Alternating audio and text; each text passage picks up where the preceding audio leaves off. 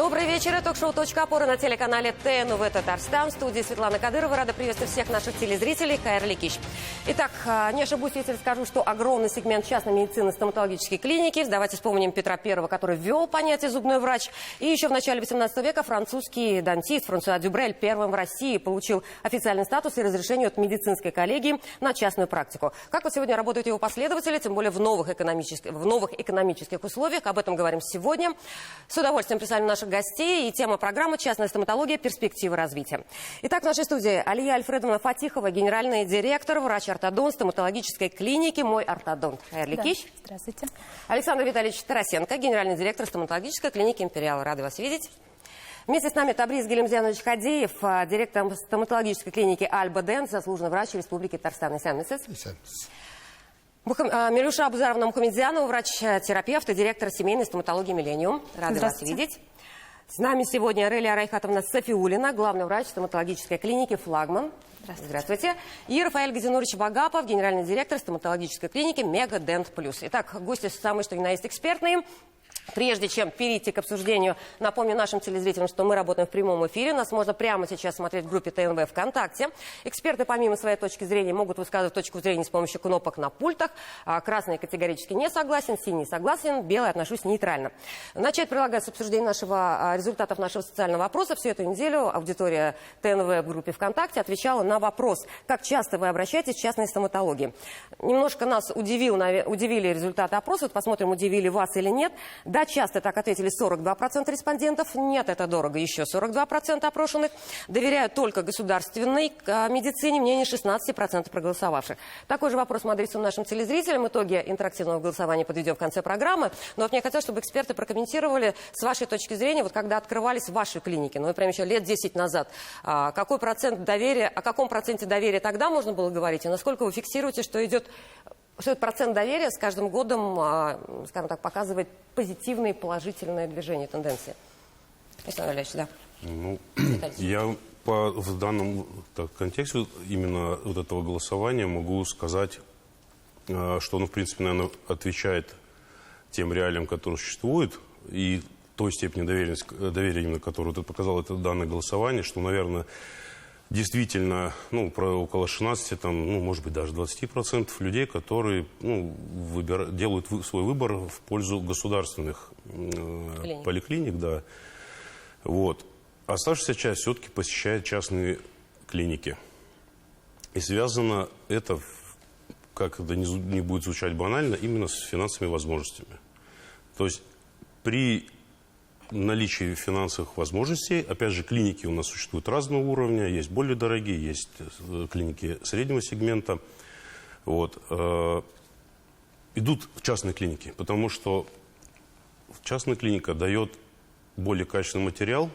Выбор, я думаю, да? Выбор лечения, конечно, это безусловно. То есть выбор лечения, потому что лечение даже просто кариеса, оно может иметь тоже несколько последовательных шагов. Вот. Ну, те, кто стеснены в той или иной степени финансово, или лечение, предлагаемое им, очень затратно, потому что есть и такие же виды лечения, они просто обусловлены необходимостью, вот, то, да, они идут в государственные клиники. Ну, смотрите, просто, Александр Витальевич, если, например, лет 10 назад взять, да, то есть по сравнению с этим, какой рост произошел по количеству пациентов? Вот, в среднем, и остальные также могут посчитать. Ну, плюс 10, плюс 20, условно, вот по вашей клинике конкретно. Ну, вот... Да, В общем-то, в стране практически нет государственных стоматологических клиник, это первое. Есть просто программа ОМС, где осуществляется государственная помощь, и, в общем, туда народ тоже идет. Но ввиду того, что степень оснащенности этих клиник оставляет часто желать лучшего, то народ, конечно, доверяет частному бизнесу из-за того, что оборудование другое, пломбировочные материалы другие, и подход, уважение к пациенту другое. Поэтому, когда выбирает пациент, он выбирает, естественно, не обязательно с финансовой точки зрения, а с точки зрения, насколько надолго и качественно сделать ему это лечение. В платных клиниках, конечно, на сегодняшний день это точно уж гораздо выше, чем в ОМС. Если брать лет 10 или 15 назад, когда мы начинали, в общем, тогда разница между платной медициной и неплатной еще была бы больше. То есть тогда государственная стоматология работала в основном на отечественных и сейчас на отечественных материалах, которые далеки от совершенства, но думаю, что в конечном итоге из-за санкций наши производители улучшат качество, и, возможно, нам еще и самим тоже придется с ними работать. Поэтому, в общем, вот так. Хорошо, Табриз Гамиданович, о санкциях и об импортозамещении тоже еще поговорим. Да. Рафаэль Газинурович, вот на ваш взгляд, идет рост или примерно на таком же уровне держится отношение доверия пациентов за последние, условно, 10 лет назовем? Сколько существует клиника? Клиника существует с 2013 года, руководителем я являюсь с прошлого года, то есть не так давно.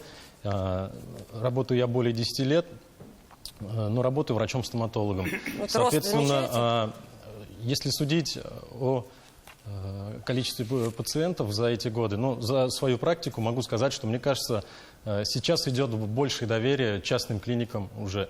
Потому что клиники уже на рынке представлены не первый год, когда только появились, да, насколько я понимаю, потому что у них уже 10-летнее, 20-летнее присутствие на рынке, это нормальное явление абсолютно. Вот, Мильша Абузаровна, а у вас какая история?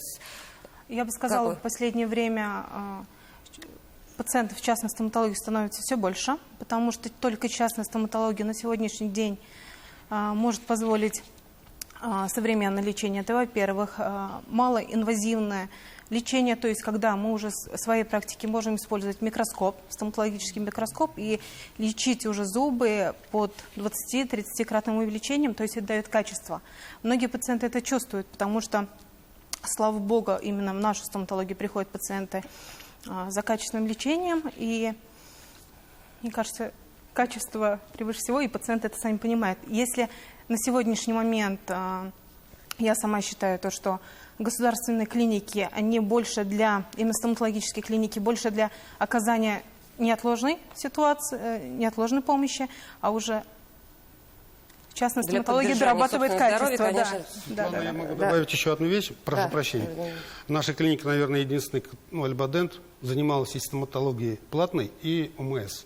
И поэтому, когда наступил момент нам выбрать уже окончательно какую линию, мы выбрали все-таки, основываясь на желаниях пациентов, вот эту платную медицину частную. И, что интересно, кто к нам приходил по линии ОМС, обязательно медицинского страхования, из них значительная часть осталась на клинике, на платной, потому что они... То есть не финансовые возможности порой не решают, да, Раиля Арыхатовна? Как вы прокомментируете вопрос? Что касается цифр, то в течение года, в принципе, наверное, в предыдущий год, последующие годы на 10-15% все-таки увеличивается количество пациентов, которые предпочитают именно частную стоматологию.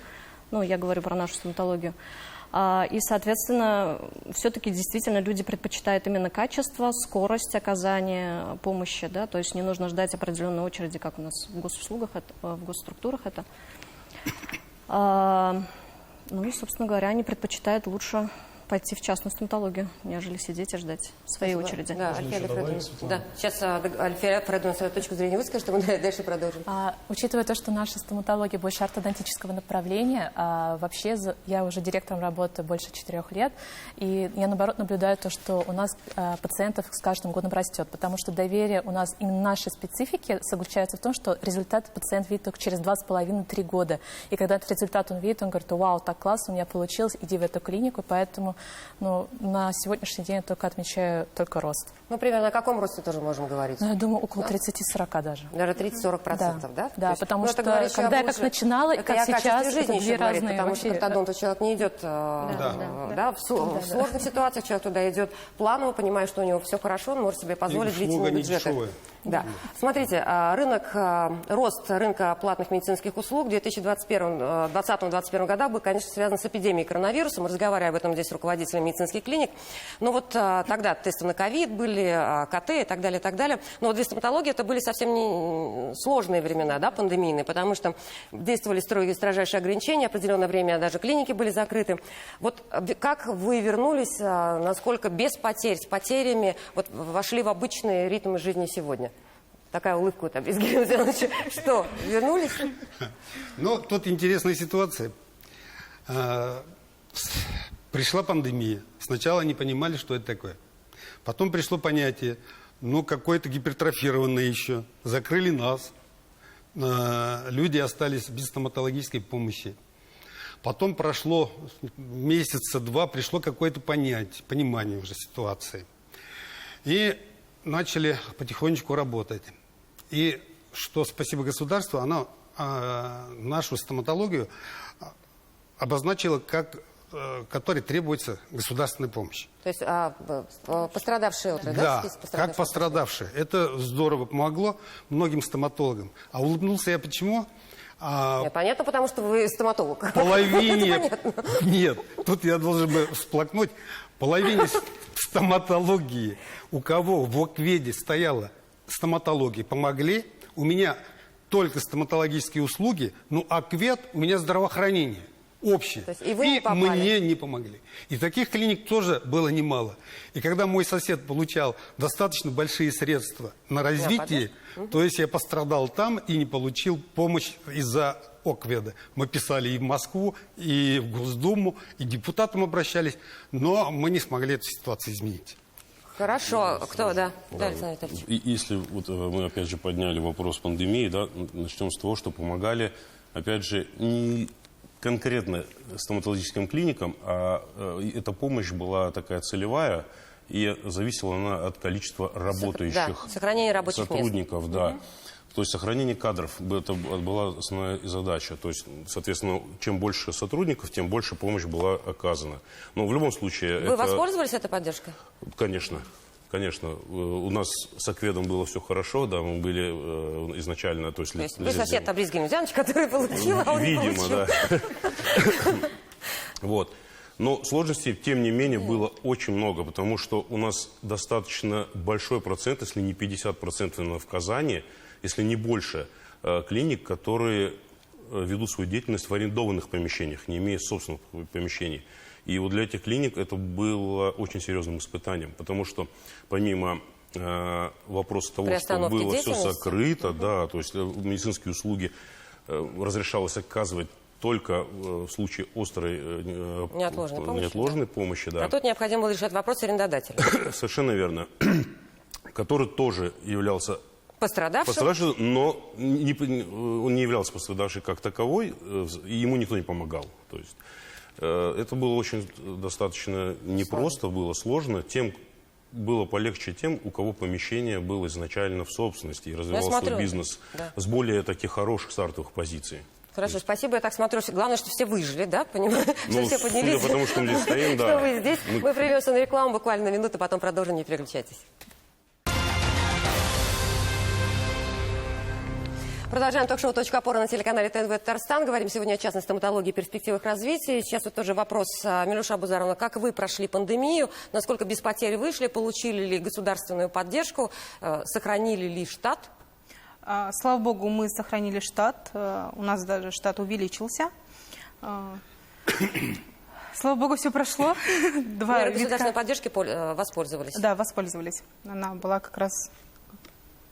В нужный момент. Ага. Но вы сейчас вышли на тот привычный, наверное, ритм Я скажу работы что мы вышли даже чуть выше, потому что, как бы это грубо не было сказано, мы не бросили своих пациентов, потому что и коллектив тоже поддержал выход на работу, хоть и с ограниченными возможностями, потому что не все можно было выполнять. Показатели у нас, к счастью, выросли. И сейчас они у нас растут, потому что превыше всего у нас профилактика. Хорошо, спасибо, Ралия Арифатовна. Как вы период прошли пандемию, как сейчас, да? То есть, наша клиника тоже воспользовалась господдержкой, и на тот момент мы планировали расширение. И благодаря этой господдержке, в принципе, мы увеличились в 2 раза. Вместо 3 кресел мы выросли до 6 кресел. Поэтому... Как штат сохранили? Штат сохранили, но у нас, получается, тоже штат вырос. То есть на те 3 кресла у нас прибавилось и врачей, и, соответственно, ассистентов, и среднего медперсонала.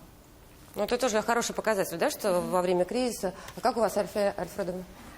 У нас, учитывая опять-таки то, что мы ортодонтическое направление, у нас первый же день пациенты начали звонить, а как, что делать с нашими брекетами, активировать, не активировать. У всех был страх, и они где-то 4-5 дней мы не работали, но когда поняли, что поток очень большой, и каждому нужна экстренная помощь, допустим, дуга вылетела, и у пациента очень острые боли, Пришлось нам выйти. И, один кабинет, один врач с утра до вечера, соответственно, принимал всех пациентов. А потом, я не знаю, почему так случилось, но эти пациенты, вот целый апрель, которых мы откладывали на установки, на фиксации, на лечение, в мае, в июне просто резко подросло. Или люди боялись что ортодонтические услуги у нас скоро остановятся, или люди боялись что деньги у нас пропадут. Я не знаю, какой-то страх у людей, похоже, сидел, и поэтому, наоборот, у нас установки, лечение возросло почему-то. Я вот это заметила. Хорошая, все равно хорошая страна, да. Я согласен с нашими коллегами. Во время пандемии мы также работали по экстренной необходимости. И хочу добавить еще, коллега верно сказала, то, что когда закончились уже пандемийные ограничения, те процедуры лечения, которые были плановые, они воспользовались, в принципе, то есть кто планировал протезироваться или, допустим, имплантацию, они все пришли уже после снятия ковидных ограничений. Спасибо. У меня такая примета, я не знаю, может быть, у меня она такая. То есть, когда возникли новые экономические условия в нашей стране, примерно в марте, первым делом люди шли в продуктовые магазины, был вопрос, стоял остро продовольственной безопасности, и люди шли в стоматологию. По крайней мере, у меня в окружении, потому что понимали, что подорожает. То есть, либо продукты, либо то, что изначально требует достаточно серьезных финансовых вложений. На самом деле, важный выбор. И это говорит о том, что у людей в приоритете стоит здоровье, нежели какие-то развлечения. Это тоже только приветствуется. Вот в целом мы сегодня можем сказать, например, о каком росте цен в связи с изменением и логистических цепочек, с процессами импортозамещения и так далее. Сегодня может идти речь, насколько 20-30%. Да, у нас прайс меняется в зависимости от потребностей. То есть, например, мы делаем закупки условно-пломбировочного материала, то есть у нас пациентов, допустим, увеличивается количество терапевтических, соответственно, затрат материала становится больше, нам нужно больше закупать материалов новых, и, соответственно, мы вынуждены поднимать прайс на эти позиции, то есть у нас прайс поднимался не ровно, условно, на 30 или 40%, а какая-то позиция у нас поднялась на 10%, какая-то на 20%, в зависимости, собственно говоря, от такая вилка 10-20%, да, понимаешь? Да, то есть в зависимости от расходников, да. Хорошо. Тут у вас, кстати, тоже могу сказать, когда началась специальная военная операция, тот пандемийный период, который был, он, видимо, в какой-то степени те, кто выжил, те, кто здесь стоят, в том числе, сразу сработал инстинкт, что все равно предполагалось что изменение чего-то однозначно. Деньги нужно учитывая нашу импортозависимость, вообще именно частных стоматологий, потому что изначально было сказано, что один из факторов, который влияет на мнение человека, и который он идет в частную стоматологию, это именно качество предоставляемых материалов. У нас материалы, как правило, импортные, причем в основном западные. В основном только имплантология наполовину состоит из немецких, допустим, имплантов. В данном Южная Корея занимает очень большой сегмент, да. И когда это все произошло, я скажу конкретно за нашу стоматологию, мы ту накопленную достаточно такую прибыль, запас, мы фактически все пустили на закуп. Мы закупали все, чем мы пользуемся, потому что... То есть вы успели закупить по тем, более-менее по адекватным ценам? Да, нет, они уже начали подниматься, но еще было наличие, потому что некоторые вещи, они, коллеги тоже не дадут, как говорится, соврать, на пару месяцев они вообще бы пропадали. Слепочные массы, например, кто-то может ей работать, кто-то нет. Это даже влияет на качество, потому что ортопед работает с одной слепочной массой, у него получается хороший результат. Он берет другую, у него все идут просадки. Поэтому это очень важно, это опять же наше имя, мы не могли его поставить, как сказать, под удар, поэтому мы вынуждены были, мало того, мы закупили даже оборудование, чтобы и то уже по завышенным ценам, то, что доллар... На сколько лет условно вы себя обеспечили в тот период? Я так понимаю, что все закупались, нет, мы о годах вообще не говорим.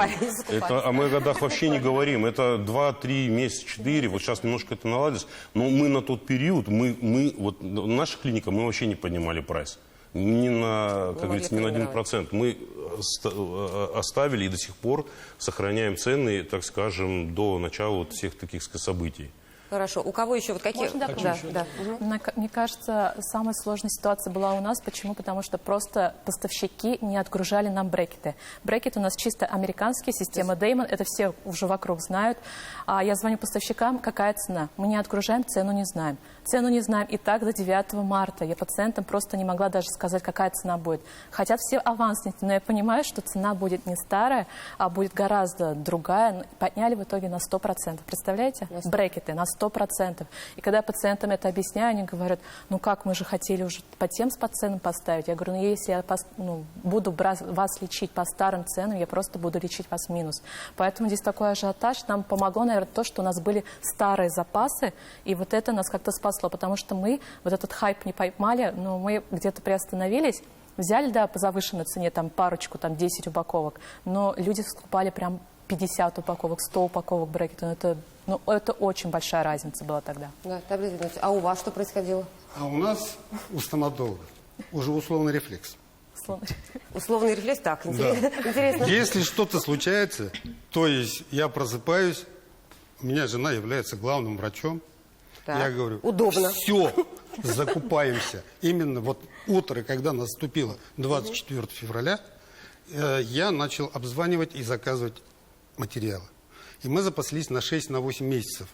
Это хорошо, чем потом материалы перестали быть, и их в одни руки отпускали определенное количество. В ограничении, да? И в этот момент мы смогли закупить. Мы подняли цены примерно на 15%. В общем, мы на круг. То есть благодаря счастливому совпадению? Да. И сейчас у нас также сохраняется эта цена, и она, я думаю, что еще будет до осени. Но будем надеяться на то, что все-таки и правительство, и мы найдем пути. То есть это сделаем, допустим, параллельный импорт, логистика. Ну, параллельный импорт, все, закон подписан, да. Мы понимаем, что поэтому перспективы есть. Я думаю, что все-таки будущее у стоматологии есть, и не будет оно мрачным, как предполагают. Ну, какой уж мрачный, мы же без вас никак. Да, Ралия Айхатовна, что у вас происходило в тот период? В тот период... В пандемии, не в пандемии, а в момент февраля. Да, у нас тоже, собственно говоря, расходники были про запас, чуть-чуть у нас оставалось.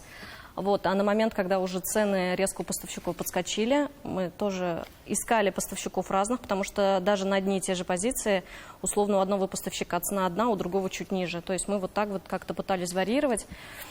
И, собственно говоря, пытались найти аналоги к тому, что есть более или менее подходящее. Но чтобы не терять в качестве, мы все-таки придерживаемся старых своих материалов. Пока есть возможность. Пока есть и в ожидании новых разработок, да? Да, вполне возможно. Об этом все равно поговорим, Михаил, как вы? На самом деле, случайно тоже у вас произошло что-то, утром проснулись и закупились? Да, на самом деле это уже не первый кризис. Было в 2014 году. Тоже та же самая история, собственно говоря, была. Мы не стали впадать в панику. У нас небольшой запас материалов всегда присутствует. Мы не стали впадать в панику, потому что создавался как раз-таки искусственный ажиотаж. Все начали закупать, материала не было. Соответственно, поставщики завышали цены. Собственно говоря, мы, владельцы клиник, сами же и виноваты повышению цен, с одной стороны, потому что мы создали этот ажиотаж. Сейчас хочу сказать то, что цены нормализовались, в принципе. Идет каждый месяц, можно так сказать, даже снижение цен на материалы. Есть какие-то замены европейским материалам. Все-таки уже более качественные стали материалы и с Востока, не только с Запада, но и с Востока, скажем так, если можно так выразиться. Южнокорейские какие-то материалы. Ну, в принципе, в плане ценообразования в некоторое время мы вынуждены были поднять стоимость, это где-то процентов на 15, на 10-15%. Сейчас мы цены потихоньку опускаем за счет акций, каких-то летних акций, летних предложений. Поэтому, в принципе, на данный момент нашей клиники цены... Все равно выживаем, короче. Да. Все равно выживаем уровня, и идем дальше, развиваемся. Первая часть нашей программы завершена. Далее мы тоже поговорим и об импортозамещении, о дефиците кадров и вообще о кадровой политике в том числе. И какие качественные медицинские услуги сегодня востребованы, что дает рынок. Об этом во второй части программы. Пока благодарю экспертов. У нас перерыв, а у вас новости Татарстана, дорогие зрители.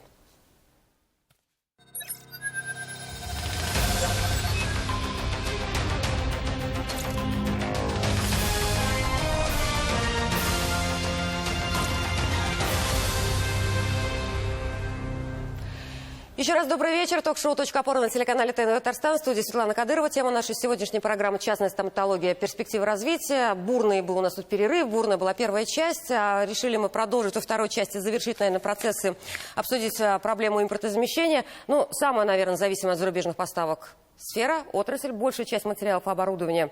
США, Германия, Дания, Швейцария, да, практически все поставляли, от пломбировочных материалов до бормашин. Понятно, что вы запаслись, понятно, что, скажем так, на определенном этапе у нас все есть, и пациенты ваши могут быть спокойны, что они получат качественную медицинскую помощь, но если сейчас ситуация, ладно, параллельный импорт, но что у нас из отечественного сегодня в стоматологии, хотя бы из материалов есть? То есть вот насколько, если сегодня, вопрос не решится с параллельным импортом, я не знаю, что-то не получится, что отечественный рынок сегодня готов предложить, насколько остро стоит проблема отсутствия отечественных аналогов? На самом деле, наверное, у нас, в принципе, есть практически все. Даже в этом году представили челябинские импланты зубные. Другой вопрос просто в качестве этих материалов. То, что эти материалы недостаточно обкатаны еще. Не протестированы, да? Не протестированы. Вот в этом вопрос стоит. Да, Миша? В основном это, конечно, раствор, то, что, допустим, мы используем в нашей практике. Но по пломбировочным материалам, да, они есть, но использовать их для, допустим, постоянного лечения или, к сожалению, не все можно. Ну, когда ты еще работаешь всегда с очень хорошими материалами, а потом вдруг приходится понимать, что ты тестируешь абсолютно новый продукт. Вот насколько остро все-таки проблемы стоят, да, Александр Александрович? Очень остро. Причем вот, мы сейчас говорим только о материалах для лечения, но вопрос не только все оборудование, на котором работают стоматологи, оно тоже импортное. Я вот как раз не договорил, когда начались события февраль-март, я до этого начал говорить, да, мы очень давно хотели приобрести седацию, потому что в жилом комплексе «Весна», вот у нас находится семейный центр стоматологии «Империал», и там очень много людей, как бы приезжающих с района в город Казань, и очень много молодых, и там очень много детей. И вопрос детской стоматологии у нас стоял всегда очень острый, он до сих пор как бы всегда стоит. Он по всей Казани стоит, да? Да, и мы, вот одна из многих клиник, мы побежали и купили аппарат для проведения седации, потому что он очень здорово облегчает лечение ребенка. Вот. И поэтому вот, у нас вопрос надо решать не только с материалами, но и вопрос с оборудованием. Либо мы должны перейти полностью все на Китай, но с другой стороны, разве мы не можем производить сами установки те же, что-то другое. Ну, есть, опять же, коллеги правильно сказали, есть аналоги российские, но, например, вот у меня многие врачи, они, борясь за свое имя и за качество оказываемых ими услуг, что им придется перед пациентом в дальнейшем отвечать, они не выбирают, не делают выбор в эту сторону. Ну, они очень сложно на другой уровень, да, пока. Вообще, и в данный момент, вот, я думаю, что, не знаю, это что должно произойти, чтобы решить эту проблему в течение хотя бы года. И она, думаю, не будет решена. Параллельный импорт, только параллельный импорт, Что ортодонтов? Вы насколько знаете? Ортодонтов вообще... Брекеты вы сказали, там 100% и рост, и только Америка. 100% рост, но отечественных брекетов-заменителей нет. Вообще в России их нет. Это все есть Китай. Ну, кто согласится на китайские брекеты, 2 года лечиться, что с ними будет? Возможно, пойдет какая-то аллергическая реакция, не знаю, кто это согласится. И еще такая острая проблема у нас возникла. Все, наверное, уже знают, есть аналоги, есть инлайнеры, тоже так же лечат, как брекеты, это Invisalign. У нас такой вопрос сейчас стал. Подставку полностью запретили. Просто у них свыше указание, то, что элайнер, Invisalign в России не вступает никак. И, соответственно, пациенты, которых мы начали сейчас лечить, как их долечивать, этот вопрос сейчас стоит. Второй вопрос. Есть у нас аналоги российские, но они не до такой степени еще, там нету клинических ситуаций, которые на 11 миллионов всего мира, как Invisalign предоставляет. Поэтому, опять-таки, что будет с нами, я, к сожалению, не знаю, да. Да? Еще другой такой момент. Вот у нас, допустим, если взять оборудование для обработки наконечников, оно стоит больше 100 тысяч. На сегодняшний момент производитель Кава, нет масел для этого оборудования. Масел для оборудования? Да, нет масел для оборудования. Да, есть аналоги, но качество намного ниже. И получается, наконечники у нас импортные, есть у нас оборудование для очистки, для продувки наконечников, а масла нет. И получается, сейчас нам приходится покупать другое оборудование другой фирмы, которое есть у нас на сегодняшний момент в России. А что будет через 3 месяца, мы это не знаем. Возможно, тоже пропадут или, может быть, в России начнут производить что-то качественное. Да, я хотел бы сказать, что с оборудованием это не самый острый вопрос. Почему? Потому что если клиники открылись, и если оборудование новое, достаточно свежее, они на нем 7-8 лет отработают. Вопрос в другом. Если сломается, откуда брать запчасти? Первое. Второе, расходники. Пломбировочные материалы. Вот говорили, что у нас есть аналоги определенные в нашей стране, да, и мы говорили, что они используются только в УМС, то есть в бесплатной медицине. И когда захотят ли люди на эти аналоги перейти, все-таки качество другое.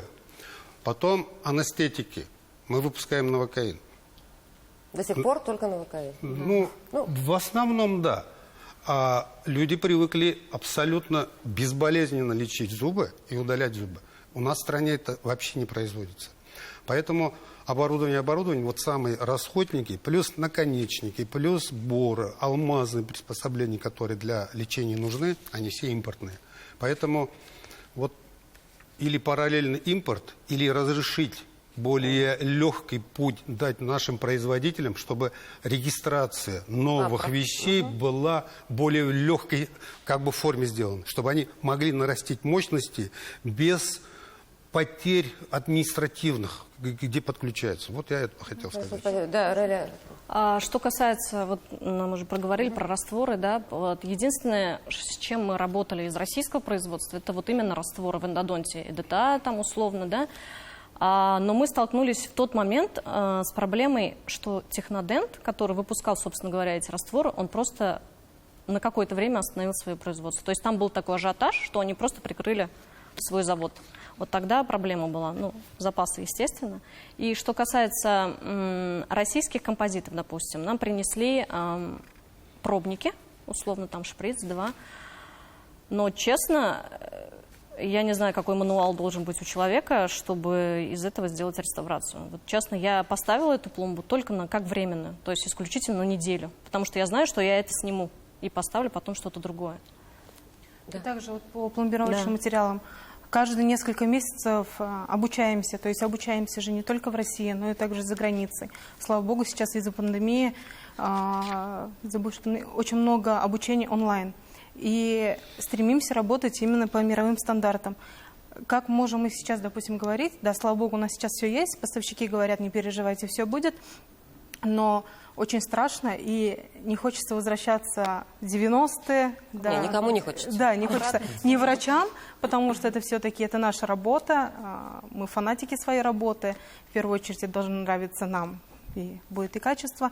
И другой еще момент, вот в нашей клинике каждый месяц проходит обучение, более как по типу закрытой школы. К нам приезжает челюстно-лицевой хирург с города Ижевска. Мы берем очень сложных пациентов. И он нас запросил определенные инструменты. Их, к сожалению, уже в России нет. И он сказал: Леша Абузаровна, у вас есть Казанский завод инструментальный, закажите там. Мы позвонили, мы заказали. Нам сказали ждать больше месяца. Операция у нас уже через 2-3 недели.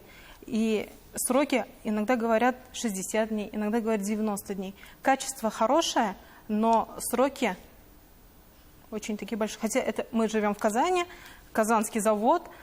Здесь вроде как показательная операция, челюстно-лицевой хирург. С одной стороны, да. Нет, очень серьезная проблема поднимается. Существует вообще ассоциация стоматологов, ассоциация частных стоматологических клиник, то есть чтобы сформировать определенные запросы, обращения в правительство. Что-то обсуждалось, да? Да, имеется. Но я хотел бы продолжить. Если Казанский КМИС, во-первых, не во всех городах есть свой КМИС, и даже если срок 30, 40, 50 дней, это благо, чем бы не было бы ничего. Операцию, если она жизненно важная, да, ее все равно проведут другими инструментами. Но то, что есть Казань, и вот эти такие наши точки роста, это, конечно, хорошо. И вот тут как раз Технодент приводили, что она встала. Она встала не за ажиотажа по пломбировочным материалам, потому что в пломбировочных материалах отечественных присутствует импортное содержание. И из-за этого Технодент ринулись все в Технодент, отечественный, как бы, вроде бы пломбировочный, но это условно отечественный. Понятно. Мы прервемся на рекламу, потом продолжим, не переключайтесь.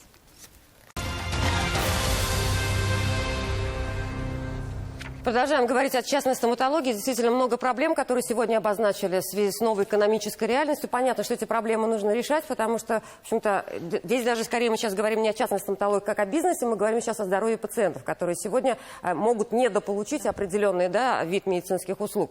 Все-таки мне хочется уже вывернуть немножко, я не знаю, я думаю, там проблемы тоже сейчас выйдут. Кадровая тема, она всегда горячая. Примерно сейчас тут мне мои гости сказали, что в Казани порядка 500 стоматологий частных, и это очень большой показатель, наверное, для города. Где и как вы находите врачей, свой персонал подбираете, каким образом их сохраняете, насколько сохраняется, ну, такая жесткая конкуренция, да, насколько хайтите друг у друга, и существует ли проблема с подготовкой молодых специалистов, существует ли хорошая подготовка в специализированных вузах? Наболело. Наболело. Очень наболело. Давайте, да, две категории, так скажем, персонала, которые в клинике. Это, собственно, непосредственно сами врачи, которые ведут лечение пациентов. И второе, это персонал, так скажем, вспомогательный. Ну, мы говорим о медсестрах и ассистентов врачей. Но не менее важный, конечно. Очень, очень. Почему? Потому что это, ну, не знаю, вот мы тоже до эфира с коллегами переговорили, у очень многих именно проблема это медсестра. Казалось бы, да, вот, медсестра, это, опять же, если мы говорим, ну, там, в плане импортозамещения, у нас тоже есть казанские целый техникум медицинский. Да. Ну, я, по крайней мере, об одном прям хорошо знаю, да. И при этом у нас стоит острая проблема. Это причем в том, что у нас, в частности, в стоматологии, у нас заработные платы выше, например. Вот, я как раз хотела сказать, что я понимаю, что в государственные не идут медсестрами, наверное, да, низкий уровень заработной платы. Да. А в частные это почему не идут? Вот. Куда идут? Этот вопрос, если бы я знал, наверное, этот вопрос мы решили. То есть одна из острых проблем отсутствие медицинского персонала, дефицит. Еще? С врачами, да, смотрите, проблема, ее как таковой нет. Проблема в хороших врачах. Врачей достаточно много, стоматологов, но нужны врачи именно хорошие. При том количестве стоматологии, которые вот вы озвучили, нужны врачи, к которым будут идти, и люди, которые будут доверять. Вот. А молодых врачей, я думаю, тоже все стараются обучать сами. То есть у нас приходит врач, и он никогда не становится сразу же, так скажем, к станку по-простому.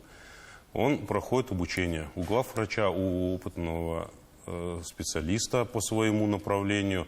Плюс мы... Ну, примерно через год, да, он может приступить к более-менее...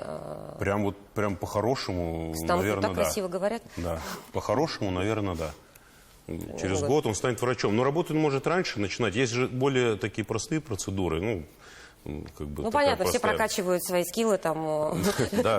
Есть более простые процедуры, которые может доверить врачу, на котором он потихоньку набивает свою руку. А в чем сила вашего кадрового коллектива? Давайте еще вот все-таки похвалим то, что вот если на врачах все держится, а частная стоматология точно держится на врачах, да, ну, давайте уж признаем, и вообще, да?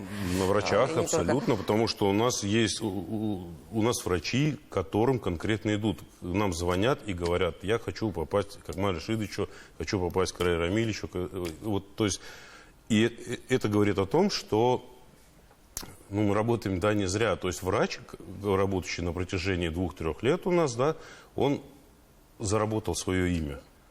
Его пациенты, это же, особенно сейчас в отсутствии ограниченной работы социальных сетей и таргетированной рекламы, так называемой, сарафанное радио, оно выходит еще на большее. Вот наше импортозамещение, да? Да, пришел пациент, ему понравилось, его все устроило, ему понравилось, как врач с ним работал. Сейчас главное удержать. Чем удерживаете? Высокой заработной платой. Врача? Да. Ну, конечно. Высокой заработной платы. Без серебряников нет. Да, что у вас с кадрами? Я как удерживаете? Не согласна. Не всех врачей можно удержать высокой заработной платой. Как у нас, допустим, в клинике стоматологии «Миллениум», у нас больше командный подход, у нас идет помощь, в основном как у нас идет обучение? Ко мне приходит примерно каждый год около 2 студентов в качестве ассистента. Конечно же, происходит отбор. Если студент адекватный, дружит с головой, с рукой, он у нас остается как ассистент стоматолога. То есть у нас нет медсестер, мы работаем в 4 руки. Это комфорт для пациента, это скорость, это качество. Потом через какое-то время, то есть, допустим, студент 3-го курса, 5-й курс оканчивает, если все нормально, все хорошо, он у нас остается уже гигиенистом. Потом в дальнейшем он выбирает свою специфику. И... Через сколько лет, Милюша Абузаровна, молодой специалист становится нормальным практикующим врачом с хорошей заработной платой? Сколько лет нужно? Вот вы прокачиваете и учите. Именно по моей практике я скажу, это 3 года, это точно. То есть или достаточно у нас жесткие рамки, и но я при этом считаю, вы 3 года года вкладываете в этого человека, да, чтобы получить этого врача. Да, а потом еще его удерживать нужно. Так ведь?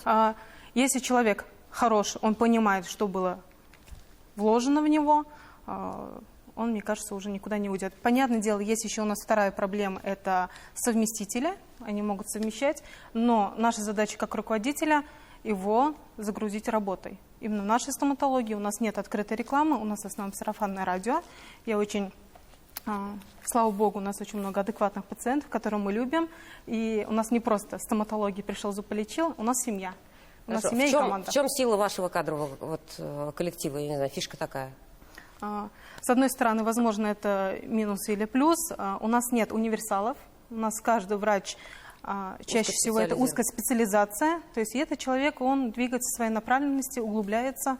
И также, допустим, сейчас я начала осваивать уже больше полугода стоматологию с увеличением это.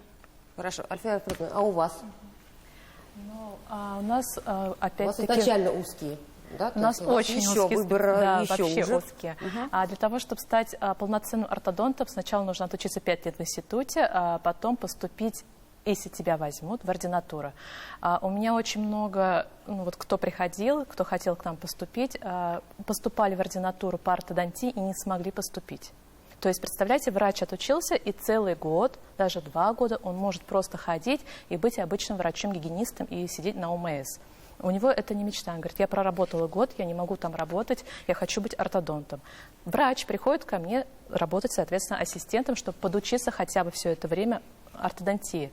Мы, соответственно, таких докторов, кто мечтает, соответственно, у кого глаза горят, мы таких берем и обучаем всем нашим нюансам, всем нашим фишкам, потому что реально ортодонтия это не сразу взяла и научилась, это вот с годами приходит. Наша реально, у нас очень геометрическая такая узкая специальность. И, соответственно, эти доктора, да, слава богу, они поступают в ординатуру, 2 года учатся. У вас учатся, поступают? Еще поступают, а там еще учатся. И потом только мы официально их можем уже взять на должность ортодонта. Представляете? То есть человек может учиться 7, 9, 8, 9 лет. Я не знаю, сколько еще можно учиться, чтобы реально быть хорошим специалистом. Это еще ладно. Если, допустим, в нашей клинике какой плюс? Мы больше узкой специальности имеем, и, соответственно, пациенты, сейчас же очень много информации в интернете доступной, и они понимают, что, допустим, если мы хотим пролечиться качественно ортодонтически, они уже, соответственно, ищут, где ортодонт. И плюс нашей клиники в том, что у нас 5 ортодонтов, и, соответственно, эти 5 ортодонтов мы друг друга замещаем. Допустим, кто-то может уйти спокойно в декрет. У нас есть свой план лечения, да, то есть постоянно каждый месяц у нас собрание проходит. Мы обсуждаем планы лечения перед установкой. То есть это у нас не сразу мы к этому пришли, то есть каждый год, то есть создавали специальные там на презентации, создавали, чтобы это было легко. То есть, чтобы человек реально спокойно, если уйдет кому-то, мы могли этого пациента долечить спокойно. Вот. Хорошо. Да, это обязательно. Что у вас с кадрами? Да, я хотел сначала сказать про медсестер, почему их не хватает. В общем-то, обучают их много. И, видимо, с расчетом на количество медучреждений и так далее. Но там очень много целевого обучения, РКБ, ЦРБ, других районов. И, естественно, они вынуждены уехать и отработать сколько-то времени там. Часть из них, к счастью, там выходит замуж и имеют такую привычку. В медсестры идут кто, да? Идут девочки. Надо понимать, да? У девочек... Привычка замуж выходить, рожать. И, естественно. Хорошая привычка. Хорошая привычка, да. И поэтому они тоже рассасываются потихонечку. Если про врачей брать, допустим, вот клиники, мы каждый здесь же, в общем-то, свою клинику считаем, ну, если не лучшей, то рядом с лучшей. Поэтому отличие клиники от хорошей и, допустим, такой немножко другой в том, насколько постоянно работают врачи. Вот сказано было совместители. Вот у нас 10 кресел, нет совместителей. То есть только врачи постоянные. И мы, конечно, поэтому загружают и работой, пациенту мы можем всегда предоставить любое время. Плюс у нас круглосуточные в Альбаденте есть. Это тоже человек сначала приходит с острой болью на лечение, там какую-то помощь оказывает специализированную и записывает уже на лечение. И лечение полным кругом, И да? потом Полный уже цикл. получается полный круг. Это лечение, удаление, протезирование, имплантология. И, в общем, вот этот круг замыкается. И поэтому, когда приходит пациент, то, как сказали, везде узкая специализация приветствуется, потому что один лечит, другой там, гигиену делает, протезирование и так далее. Поэтому Врачи- богатство клиники во врачах, естественно, но во врачах, которые у тебя постоянно работают. Не бегают с одного места по 2 часа, по 3 часа, которые работают. Ну, потому что они ведут клиентов долгие годы и так Да. далее. Это тоже клиентская база. Райхатовна, у вас что с кадрами? Что касается кадровой политики, с врачами у нас как бы сложилось так, что с 2017 года, как флагман организовался, у нас есть основной костяк, который он так и остался. А потом уже года через 3 к нам пришли наши студенты, получается, третьекурсники. И, соответственно, с 3-го курса они начали вести ассистентскую работу. Они ассистировали и на имплантологических таких операционных процессах, собственно говоря, на всех вариантах, на всех специализациях, и ортодонтии, и терапии, и так далее. И вот они, получается, заканчивают институт, потом они у нас идут в ординатуру. Вот сейчас у нас специалисты, их 4 специалиста у нас, они заканчивают 2-й год ординатуры. Вот. И уже получив узкую специализацию, которую они закончили в ординатуре, они уже идут как специалисты узконаправленного профиля. Поэтому у нас вот в врачебном плане проблем таких нет. То есть мы выращиваем их условно с 3-го курса, и получается это сколько? 5-летний, да. Кадровая политика, То есть да? это 5 лет практики, и даже сейчас, когда они в ординатуре, мы спокойно можем сесть, обсудить какие-то клинические случаи, у них есть вопросы, мы можем вместе посмотреть, или, ну, то есть такие маленькие консилиумы организовываем, поэтому тут обучение уж в процессе, собственно говоря, всего вот этого 5-летнего периода. Ну, конечно, я понимаю, при таком, если врач 7-9 лет практически готовится к тому, чтобы приступить, ну, во-первых, замечательно, спасибо врачам за то, что они выбирают эту профессию и выдерживают все эти годы, прежде чем вообще подойти к станку, как говорит Александр Витальевич. Рафаэль Геннадьевич, у вас что с кадрами? У нас с кадрами все в порядке. Хочу добавить еще то, что минимальный стаж у врачей, у нас стаж работы от 8 лет в нашей клинике Мегадент Плюс. Хочу еще добавить, врачей удерживает не только высокая заработная плата, но и атмосфера в клинике. То есть все-таки это должна быть команда, на работу должно быть приятно ходить, находиться там. Вот, дружественная атмосфера должна быть. Проблем с медсестрами, в принципе, решаемо. Нужно обращаться в медколледжи, как-то брать их после окончания сразу, ну, наставника ставить, да, по-другому никак, только наставничество. Так же, как и с врачами. Вот на данный момент лично у меня 2 ординатора, они сейчас закончили ординатуру, они наблюдают, потом постепенно им что-то, ну, разрешаем делать, допустим, чистку, элементарные какие-то вещи, которые не требуют таких высоких профессиональных навыков. Ну, вот. Только наставничество, по-другому никак не получится. Вот. Только своим примером подавать, рассказывать, как все это делается. Таким образом. Хорошо. В завершении программы, значит, итоги зрительского голосования. Зрительская аудитория все-таки в частной стоматологии обращается часто, примерно чуть более 20%. Больше 56% нет, это дорого, считает зрительская аудитория. Вот оставшиеся доверяют 17%, это государственная медицина. В завершение у нас 3 минуты, буквально коротко по одному предложению. Почему, как выбрать хорошую стоматологию, вот просто нормальный, хороший, добрый совет аудитории? По какому принципу? Что главное? Вот по очереди всегда. 3 минуты до конца. Угу. Ну, основное, это я еще раз говорил, да, это Сарафанное радио. У нас вот, например, это вопрос гораздо, ну, может быть, даже попроще. У нас закрытый, так скажем, жилой комплекс на Мамадышском тракте, да, жилой комплекс. Значит, радио что работает лучше там, да? радио работает, да. Чаты соседские и так далее, все общаются, разговаривают, прям задают конкретные вопросы, есть такая проблема, и кому идти, и все говорят, идите в В общем, Империал. слушать сарафанное радио. Совет Да. Александра Витальевича. Да. Хорошо. Мируша Абузаровна, ваш совет, как выбрать... Тоже соглашусь, это, конечно же, сарафанное радио, это личные рекомендации. И если, допустим, иногда пациенты же не всегда могут оценить качество работы. Это должно быть еще отношение между пациентом и врачом, да, и полностью клиника. То есть все должно совпасть. Хорошо. Рафаэль Газинурович. Я хочу сказать, что тот момент, то, что в частных клиниках цены выше, нежели в государственных клиниках, это миф на самом деле. Сейчас очень много частных клиник, в которых цены или на уровне государственных медучреждений, или же даже ниже. Поэтому с этим, это, я считаю, проблем нет. это не должно пугать. Хорошо, Реля Архатовна. очень Я коротко, за да, комплексное пожалуйста. лечение, поэтому если пациент выбирает клинику, то он должен выбирать клинику, в которой комплексный подход. То есть не просто он пришел за одним зубом полечить, а все полноценно, потому что это все-таки медицина и все взаимосвязано. Хорошо, Таврис Геннадьевич. Пациент попадает к нам две большие, значит, это рекомендации клиники и рекомендации врача. И местоположение имеет значение. Хорошая вывеска, потому что ориентироваться надо человеку где-то, хорошее оборудование и хорошие кадры. Спасибо, Лея Альфредовна. У нас больше всего это, конечно, идут на врача. И, соответственно, и вот когда мы клинику создавали, я хотела, чтобы люди приходили туда и успокаивались. Потому что вот эта аура, они прям говорят, мы заходим, мы не чувствуем, что мы в клинике, мы чувствуем, как будто мы у себя дома. И вот когда мне так говорят, и когда говорят, что администраторы у вас хорошие, приветливые, кофе предлагают, вот это для меня большой прям как плюс, дома, да, такой. Да, мне кажется, вообще стоматологи все это хотят слушать, да, что у вас как дома. Пусть так слышите. Слушайте это часто, пусть пациенты говорят это вам часто, пусть у вас все сложится, пусть решатся все проблемы. Рады были, что вы были сегодня с нами, с вами было очень интересно. Благодарю всех зрителей, до свидания, всего доброго. Спасибо. Спасибо.